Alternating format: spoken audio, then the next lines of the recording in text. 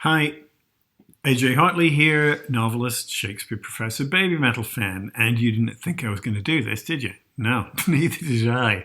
Um, this is sort of a weird little throwback, a flashback, as it were. I did not talk about Sis Anger when I was talking about the Metal Resistance album. At the time, I just didn't know that I had anything to say about it and sort of skipped over it. And then I kind of, forgot about it, or at least forgot about the video. Um, and then a little while ago, I said a couple of months ago, I said, I'm going to do one of those Ask Me Anything kind of videos where people send in questions and I'll respond to them. And I got a few, but I just haven't got around to doing it. I've been swamped with other things. I got a question from a guy called Len Cook who was asking me, who sent me a link to one of the various lyric translation videos of Sis Anger. Which uses some fairly strong language, and he was asking whether the translation was accurate. And initially I thought, well, I'll fold that into the Ask Me Anything video. I'll make that a question and talk about it. But the more I thought about it, the more I thought there's actually quite a lot to say. I mean, I could answer the question fairly quickly, but there's actually a lot to say about the way different cultures use language, and also about what the song is about. And as I sort of dug into it and was looking at what people had said about the song before, there's a lot of disagreement, and I thought, well, maybe I should try to articulate what I think that song means. As ever, this is just me, so if you don't agree with it, fine, you don't agree with it. I'm not going to play the whole video.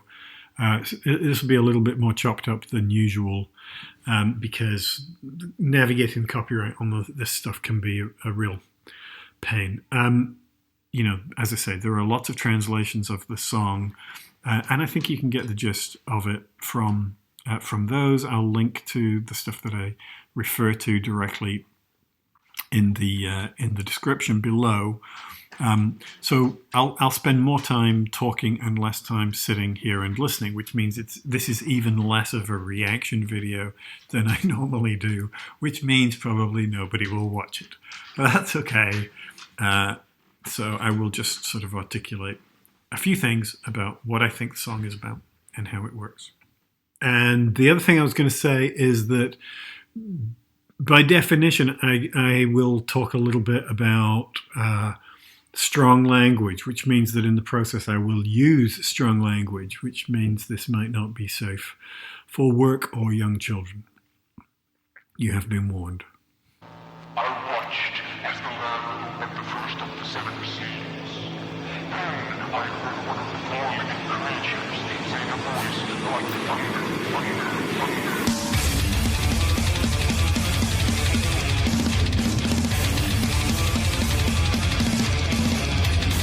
So the first thing that we get is this little snatch of biblical verse from the book of Revelation, chapter 6, verse 1. And Baby Metal love to do these little transitional clips before songs in performance. But this is a little different because it's actually also part of the recorded version which appears on the album.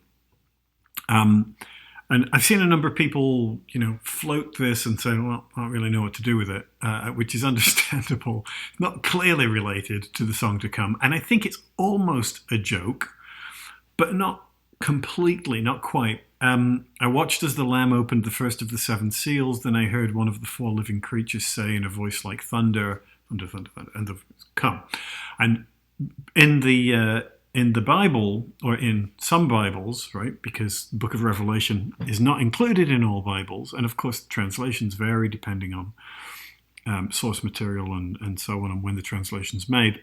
And it's a kind of dream vision foretelling a version of the end of the world, the final judgment, the return of Christ.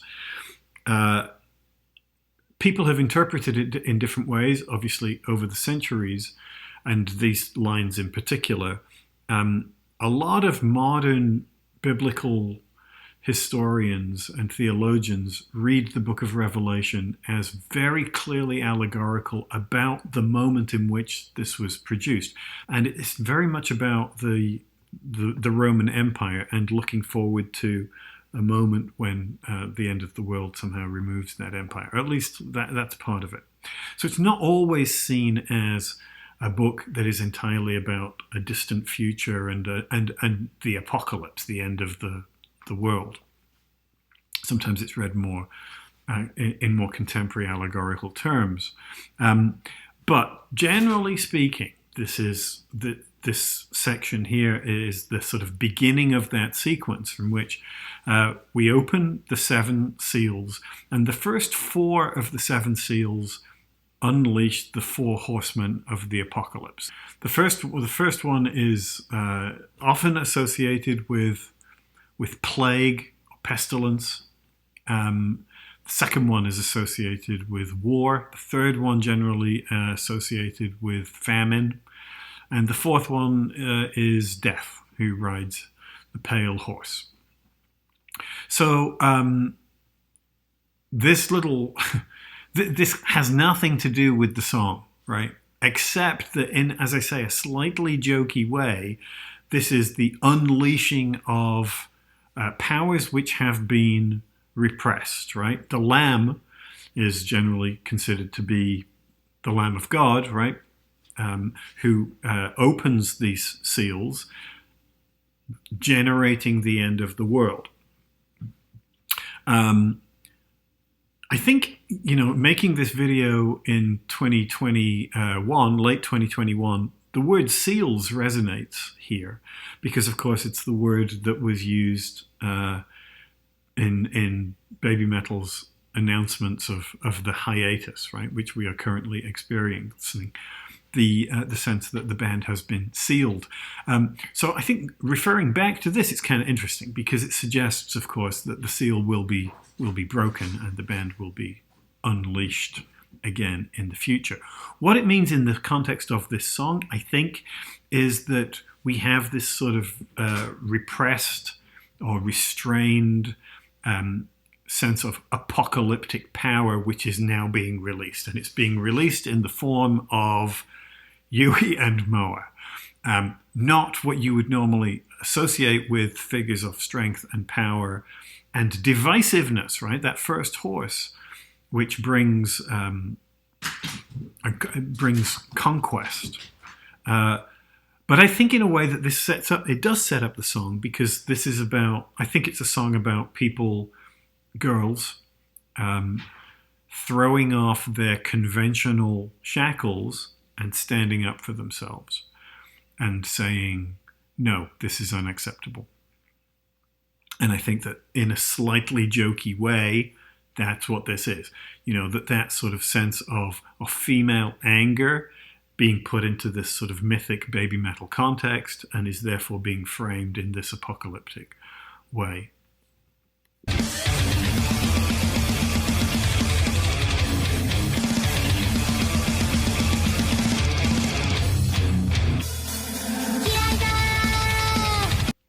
Kiraida, so this song is full of phrases that can be translated in different ways. But let me quickly outline some of the differences with the song. I'm not going to walk through the whole thing moment by moment. I'm just going to emphasize some of the things that we that have been translated in different ways in various videos and text translations.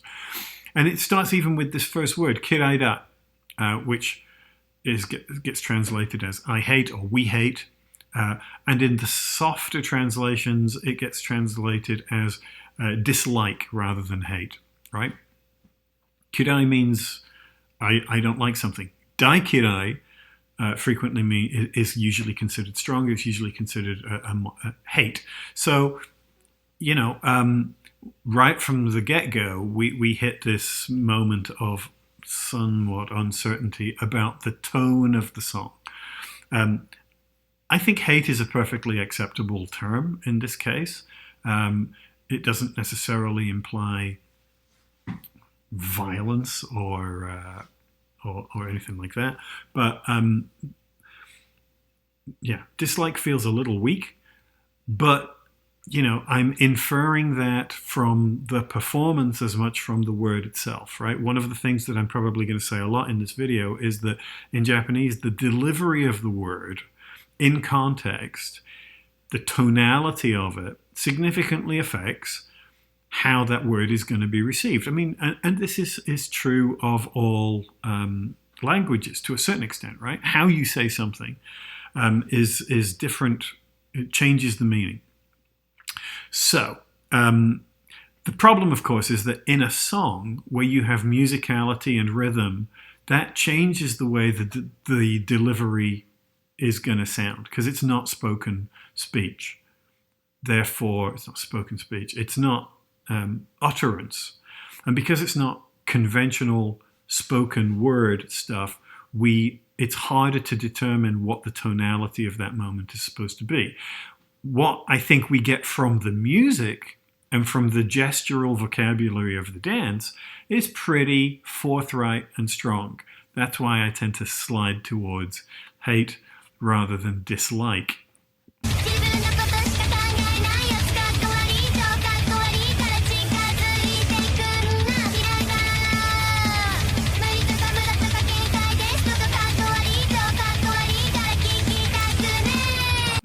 Pick up a couple of these phrases.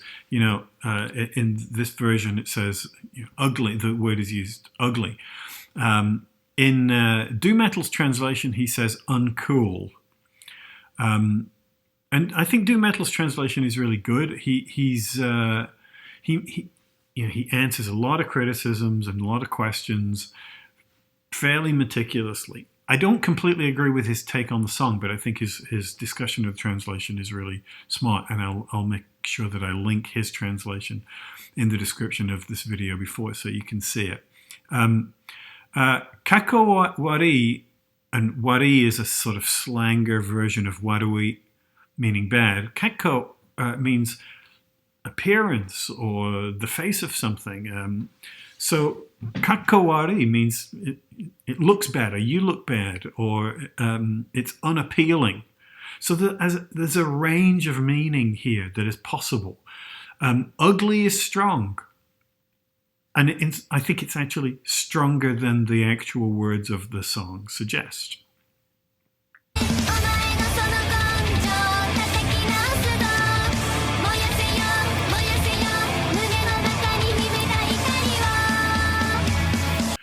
We're going to strike your twisted guts into shape.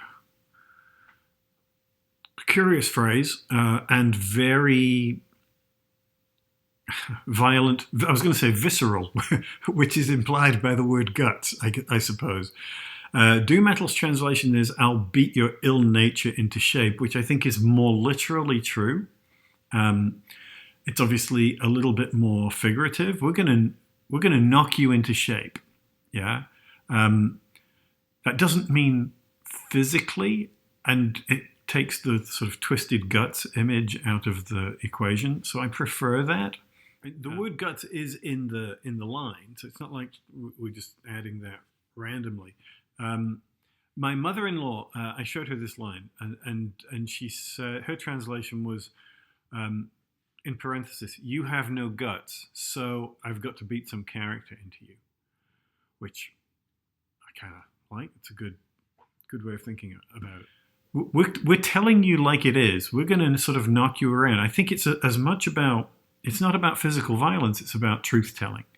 And I think this is in some ways the heart of the song, because I think what's being said here is these girls are telling the truth in ways that they are expected not to. They're expected to just sort of put up with the clumsy advances of boys who are deceptive, manipulative, arrogant, various other things that come up in the course of the song. And as women, and particularly I would say as Japanese women, they're supposed to be polite about it. And the song is saying, we're not going to be. We're going to tell you what we think. And I think, this is in part one of the reasons that people have wrestled with this song, and that there are fans who who dislike the tonality of it, who think that it's inappropriate for a baby metal song for these girls to be taking this sort of more in-your-face position. But I think it's entirely appropriate. And I think it's entirely appropriate to the second album. This is not Onodari Daisaksen. This is not, trying to make nice to your father as little girls. This is more grown-up, young women who are standing up for themselves. And that, to me, that's the core of the song. And I think it's entirely appropriate. And I can't help thinking that some of the pushback against this song is about not wanting them to grow up and not wanting them to get tougher, not wanting them to have agency. And to me, this is really problematic, right? And we know, everybody knows that there is an unpleasant tradition in the West about sort of the eroticizing of passive Asian women, stripping them of power, of agency, and sexualizing them. And I think that this is in part because the West's encounter with the Far East has come through, colonialism, and it's come through war. You think about the place of women in the sex industry as experienced in the Second World War or in the Vietnam War, and that this has shaped the popular conception of Asian women, of Japanese women in particular. So I think there's that perspective, and this is one of the reasons that I don't have a lot of patience for the fascination with how cute they are.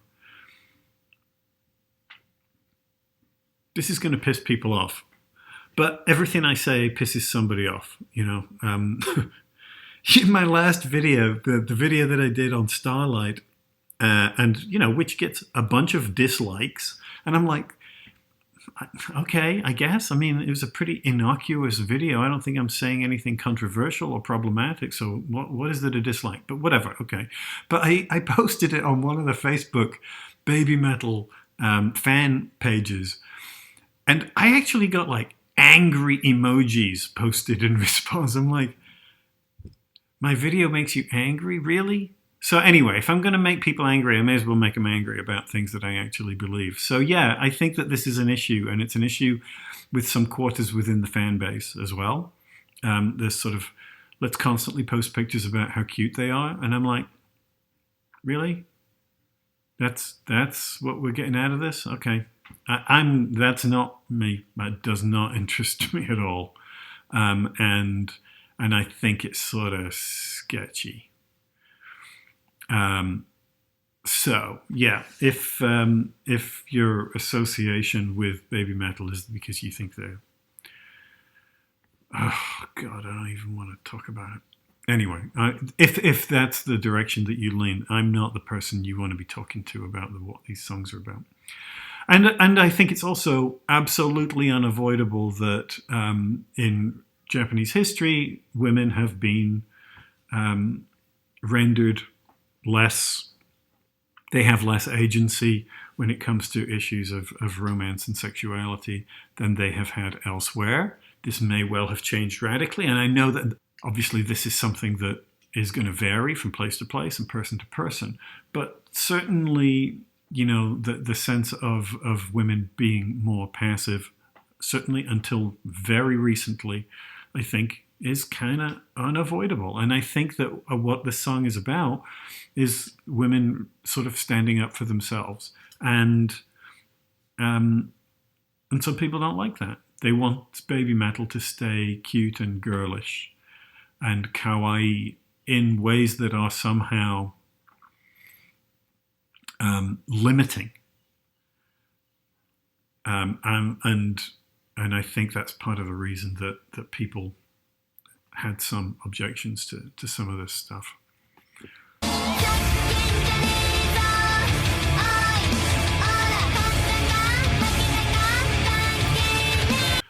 Stop screwing around. Stop screwing around, you idiots. Hey, you. Tellingly, Do Metal's translation is just stop kidding.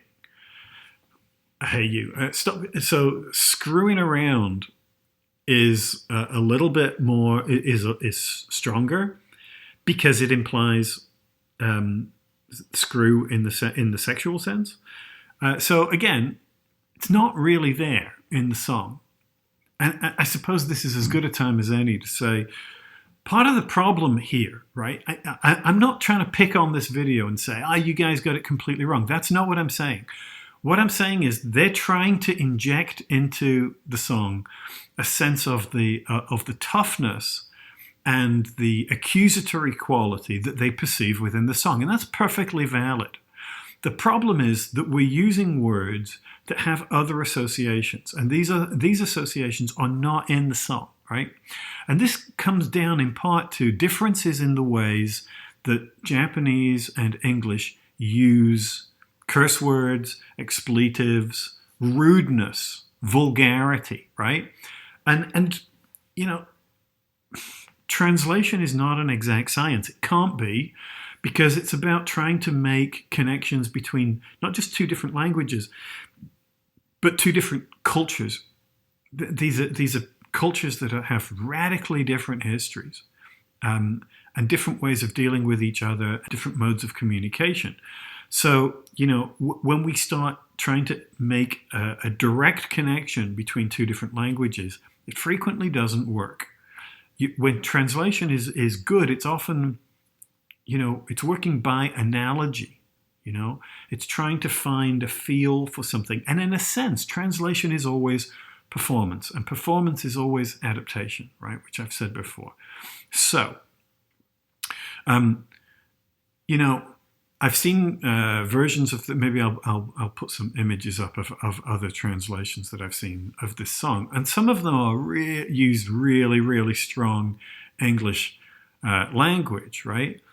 So it's not just screwing around, and in a second we're going to call somebody an asshole, but F-bombs and things like this. And the problem is translators who use these, and I've seen that this kind of thing come from both English speakers trying to find the right English idiom for the song, and Japanese speakers trying to find the right English idiom for the song.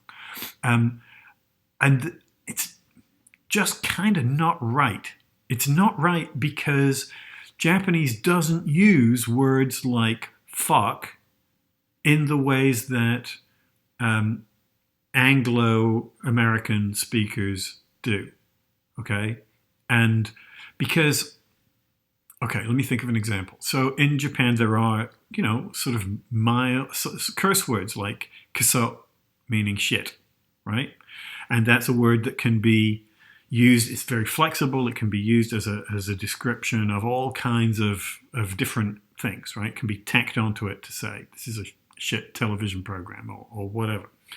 Now, shit is a term whose sort of metaphorical employment is easy to understand because it's immediately, you use that word and we immediately know that it's supposed to be unpleasant and worthless. Anything that we describe as shit is going to be unpleasant and worthless because that's what shit is, right? A word like fuck doesn't work like that, right? But when English speakers use that word, there's no connection to its sexual specificity, right? I was going fast as fuck. Well, it doesn't mean that I have sex really fast. Because I could also be going slow as fuck, right?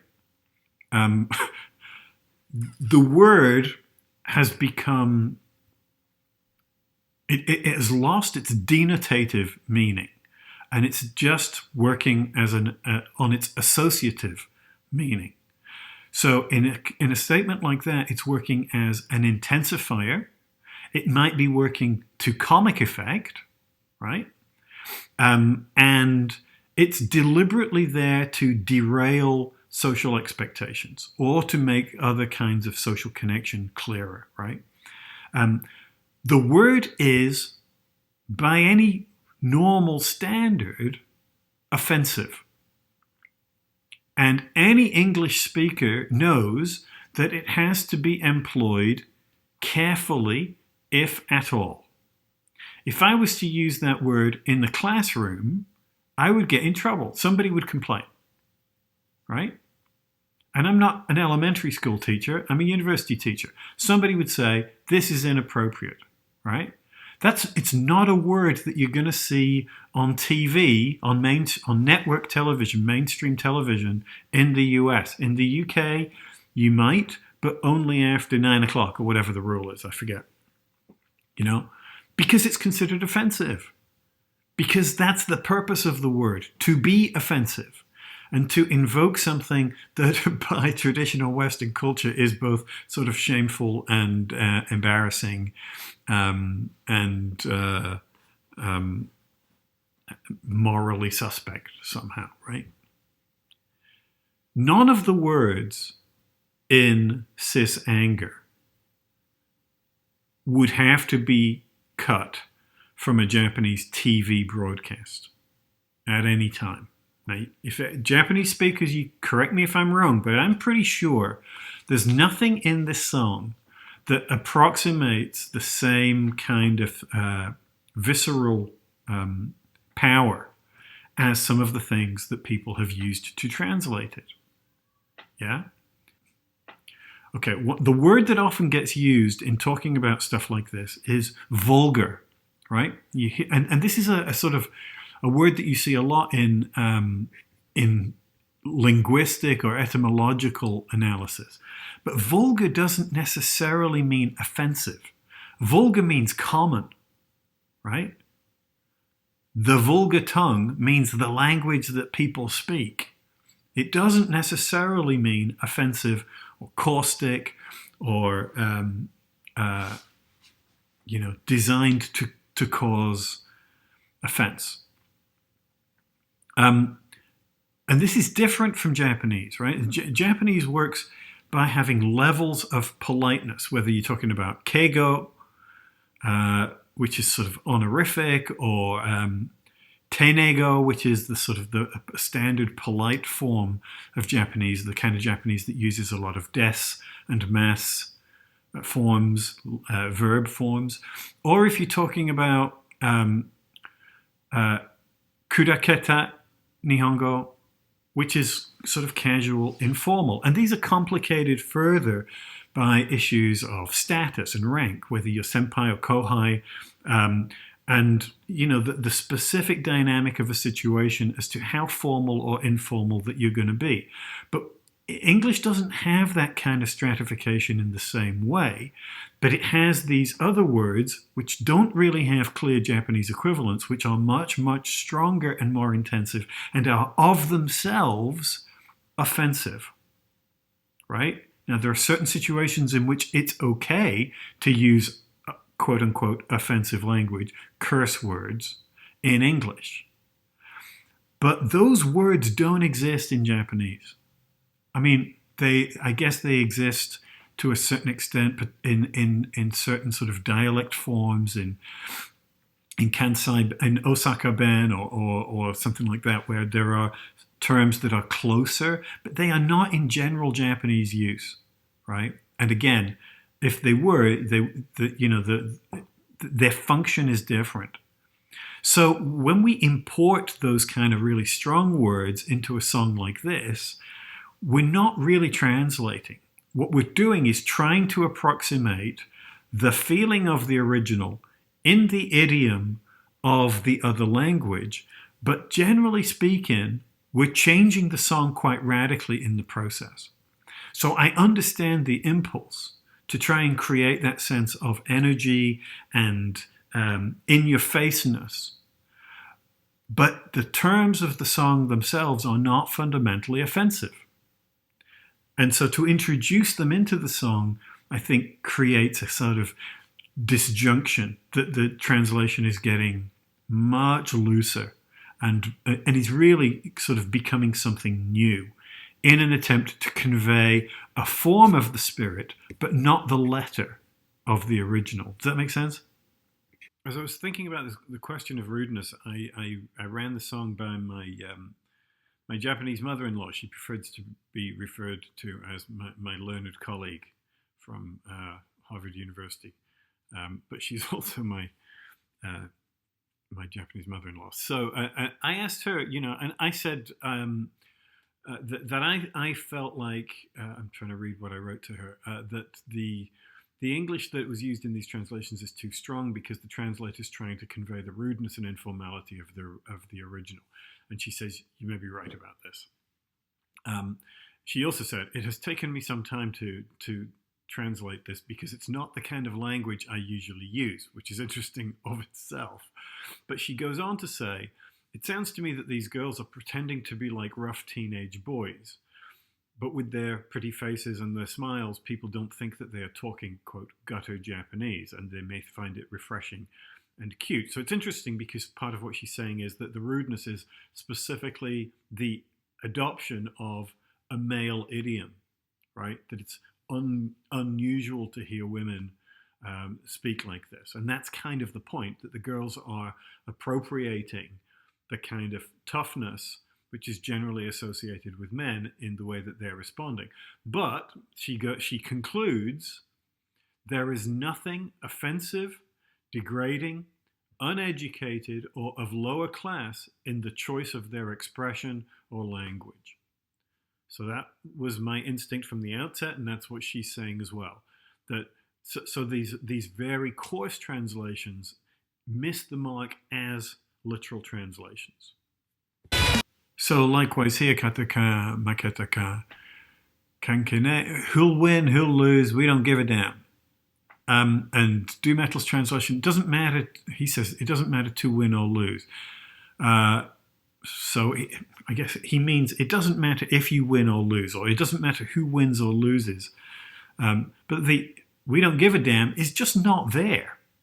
Right? It's just the translator has put that in to sort of create a stronger feeling that it doesn't matter, right? And we talk a little bit about what exactly is being discussed here in a second.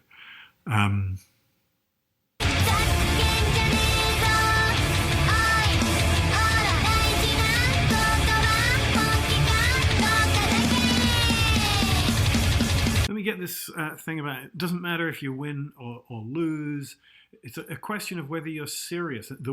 This comes up a couple of times in the song. The word is honki, which means seriousness. It means being real, having a sort of genuine sense of purpose. And I think that the implication here is that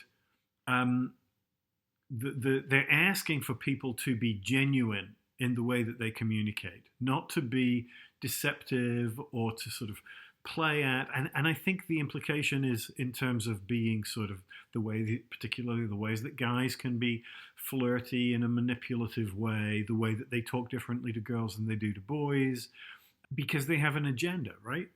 Because they are using language not to be truthful, but to try to sort of steer somebody into towards giving them what they want. I think that what they're saying is, don't be fake. Don't try to impress us. Don't try to seduce us. Don't try to manipulate us in some ways.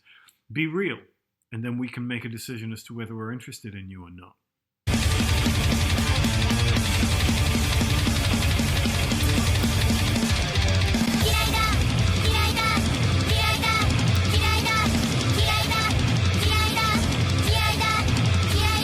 Kiraida, and then kiaida.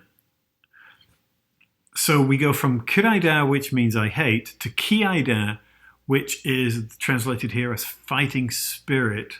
And Do Metal points out that this is a phrase used by a particular wrestler. I forget which one. Who used to shout this. And since we know Cobra Metal was really into Japanese wrestling, that's, I think, a possible thing. The only thing that strikes me about this is that I can't actually hear the difference between kiraida and kiaida in the passage that we just heard. So I don't know for sure that the words actually change. Are they saying Kiraida here? I mean, obviously the verse at the beginning of the song, and we're about to do it again, says Kiraida. I hate or I dislike. But if you listen to those two lines, Kiraida and Kiaida, I don't hear the shift.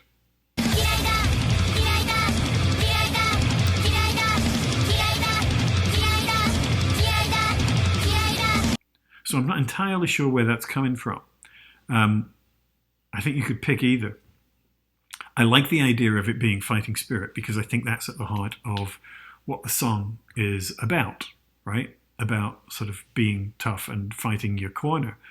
But I don't hear the change. And then we get this.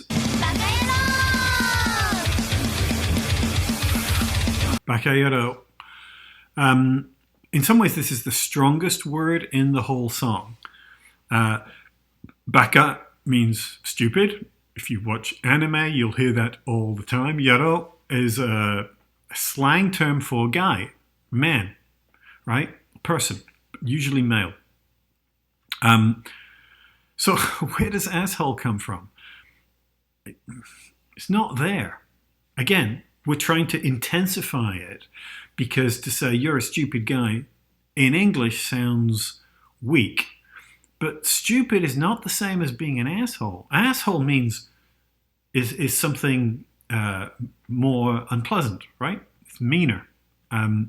So that's not what's going on. And you notice that when they sing the line, they sort of are pointing at the audience, right?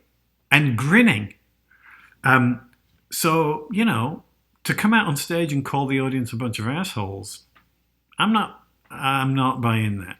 I understand the desire to say it's a strong phrase. But again, it's not a phrase that would be cut from a TV performance or something like that. It's strong, it's direct, and it's slangy, right? But it's not of itself offensive.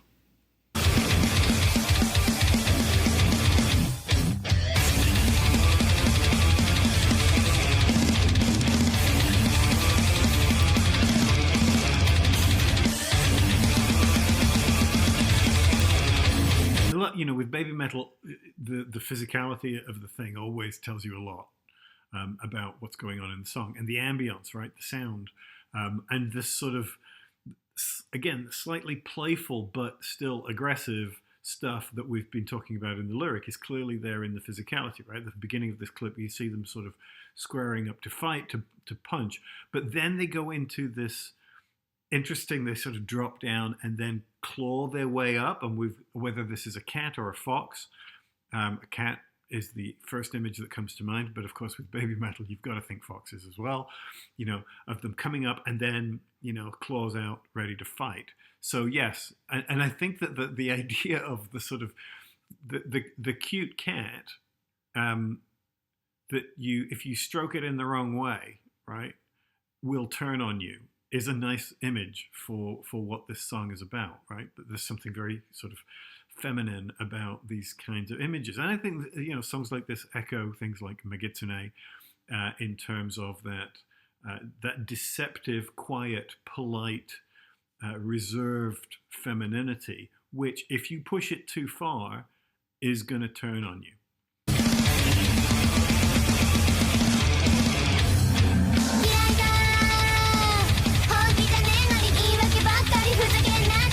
Yeah, again, here, stop your bullshit, you really piss us off. You notice how many in British, you notice how many English intensifiers are about bodily functions, sexuality, or toilet use? And that's the point. That's what gives the words their edge, right? It's this sort of associative connection to something that you're not supposed to talk about. Right? But it's also something that doesn't necessarily have any real clear connotative meaning, right? Um, when you say you piss me off, what does that mean? What has it got to do with piss? Nothing. We're using a word deliberately to be offensive, right? And again, Do Metal's translation, stop kidding, I get super irritated, which is not the same thing, right? But it's closer to the original Japanese. Stop messing about, right? I think messing around or being in some ways sort of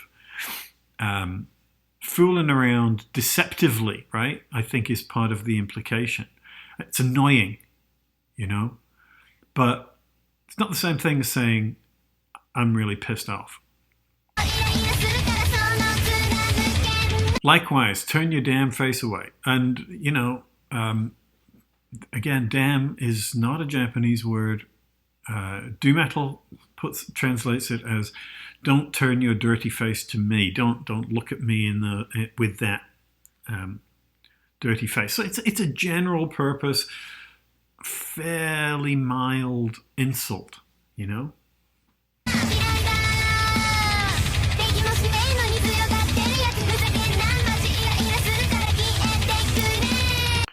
notice, incidentally, that Sonnatsura Mukena is wrong, right? And this is one of the things that we get into with some of these lyric translations, that whether they're relying on some sort of transcription or a machine translation or something, you occasionally realize that they're actually translating the wrong words. That's just not what is said. If you listen to it, it's clearly kiete kure. Get out of my sight.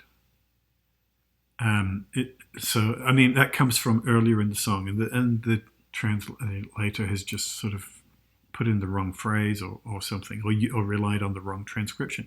But they're not hearing it. That's not what we hear. That's not what they say. Not even close.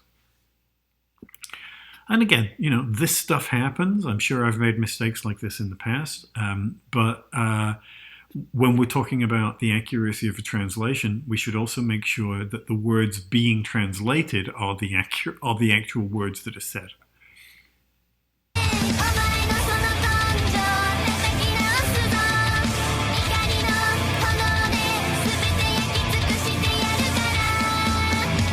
And just to say very quickly, of course, when we're talking about burning things to the ground, my flame of anger, the image that comes up also, let's not forget the seal breaking image at the beginning from the book of Revelation, that unleashing of destructive force, which I think is here in the song. So the biblical verse is not completely disconnected from what the song is actually doing.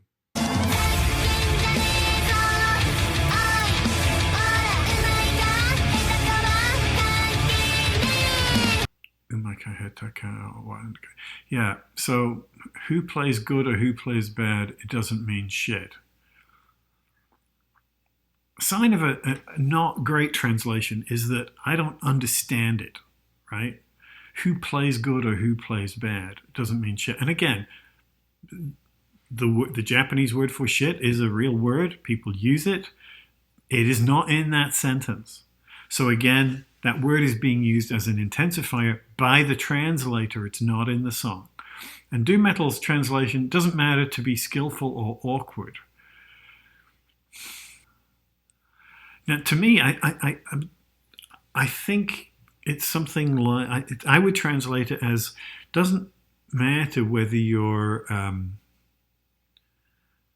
slick or sort of clumsy, socially clumsy. I'm not entirely certain whether we're talking to other girls or to the boys / men who are the problem. But what the line is saying is, the things that we are supposed to value are irrelevant, right? And we see this elsewhere in the song, that I think that there's a value system. It's like that. It doesn't matter if you win or lose thing. There's it feels like to me, it feels like she's repelling somebody who's overconfident and smug, and being sort of assumes that they are somehow desirable or a prize of some sort because they're good at certain things, or because they're attractive, or because they're dressed in a certain way, or whatever, any of those kind of things. And she's rejecting that and saying, don't assume anything. Don't assume that I'm going to be interested in you because of those things that you are exploiting in this particular moment.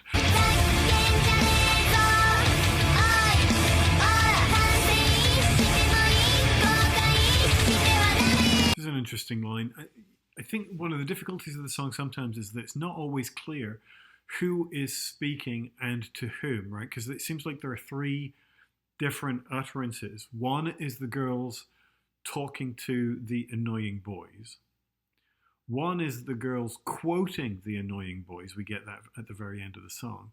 And then another is the girls talking to themselves or to other girls and trying to be sort of inspiring and positive. And sometimes it's not always clear which we're in, because the phrasing can be sufficiently vague to go in either way. This business about you can reflect upon what you do, but you can't regret it. So looking back on stuff is good. Kokai shite wa dame.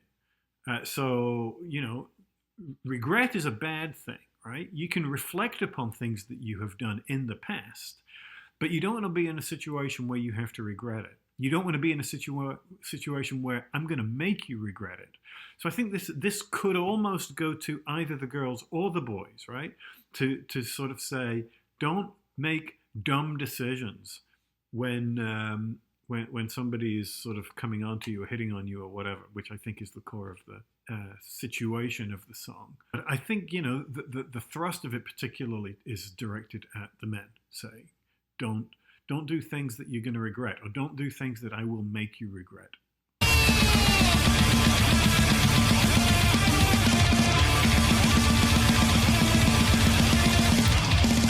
I didn't say so before, but the title of the song is Sis Anger.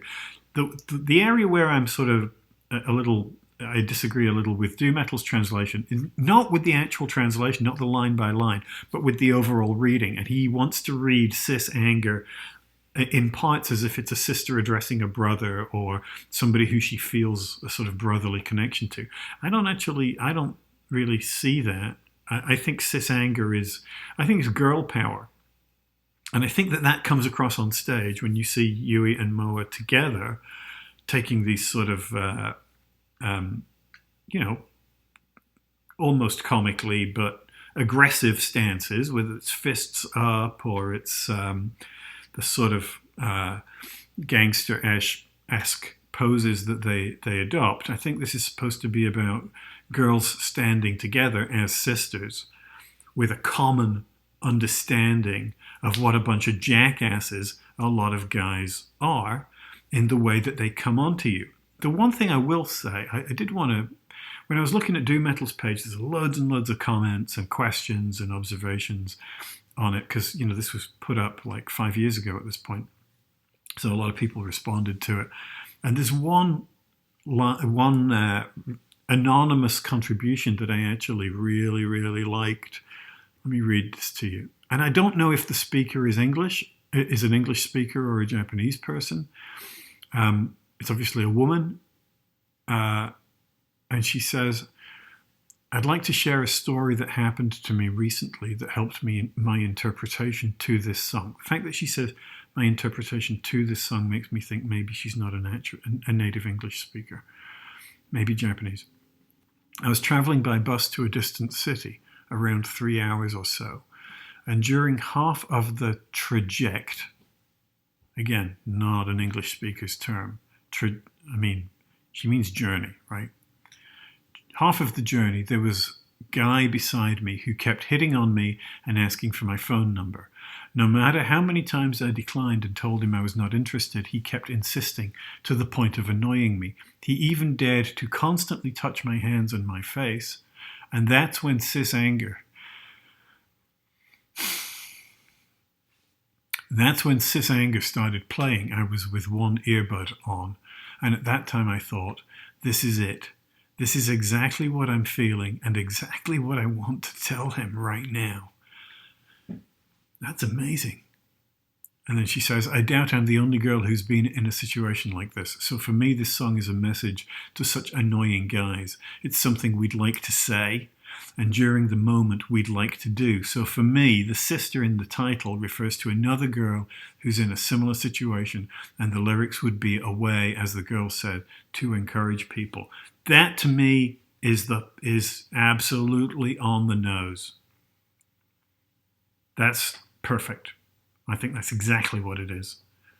I think it's girls bonding together to say, you don't have to put up with this crap. Unsurprising that some guys object to the song. Well, tough.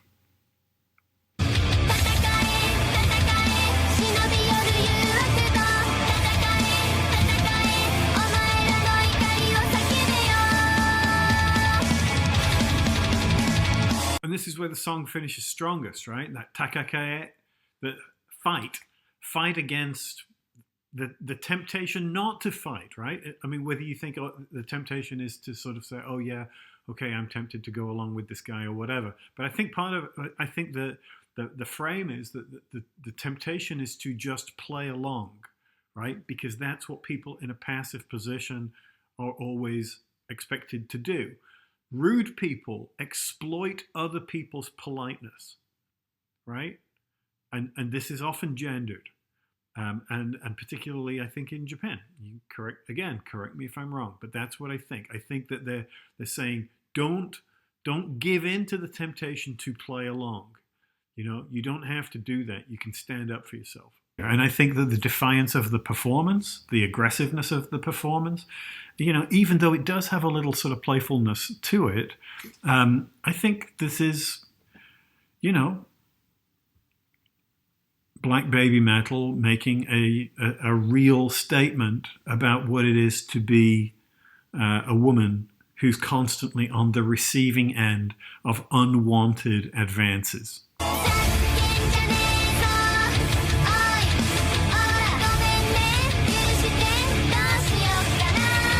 From guys who don't take the hint and constantly push. And when you push back, you get this stuff at the end of the song. It's like, oh, I didn't really mean it. I'm sorry. You know, I was complimenting you. Yeah.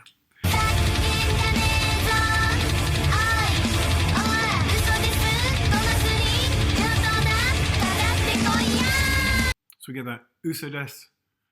Gomasuri, so it's a lie, it's flattery, and then the last line, Do Metal translates it as "ready for anything, bring it on," and you know, again, I ran this by my mother-in-law, and she was saying, yeah, it's a lie, it's brown nosing, it's preposterous flattery, you know, where somebody's trying to get something out of you, and kakatekoi.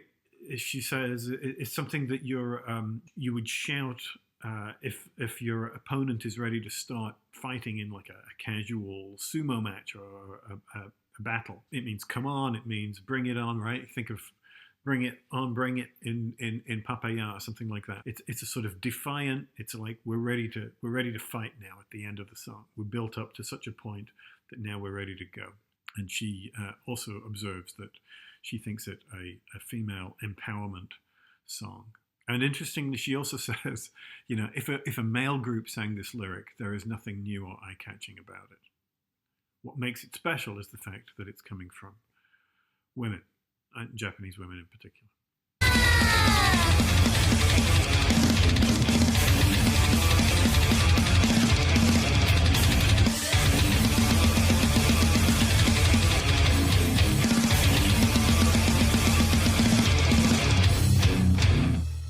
So yeah, that's it. I think that's all I have to say about that. A little bit more than I thought I might have to say when I first skipped over it, but that's all I got for now. So, as ever, like, comment, subscribe. If intend to do a video of the last 2 songs on Metal Resistance, on Metal Galaxy, to try and just sort of close out the album. I don't know exactly when that's going to happen, because obviously I'm snowed under with end of semester grading and various writing projects and things like that, and we're running into the holidays. So, you know, those may not come up until next year. But, you know, be patient. I'm sure they'll be worth the wait, he said, lying shamelessly. All right, cheers. If I don't speak to you before, enjoy the end of the year and all seasonal activities around it. Cheers. Bye.